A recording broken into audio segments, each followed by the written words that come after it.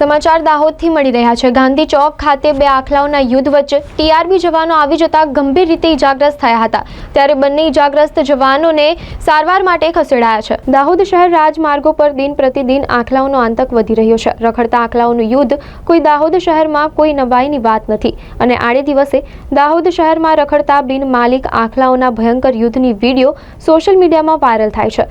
દાહોદ શહેરના જાહેર રસ્તાઓ પર અચાનક જ ચાલી જતા આખલાઓના ભયંકર યુદ્ધમાં એક તરફ લોકોમાં ભય ઊભો થયો છે।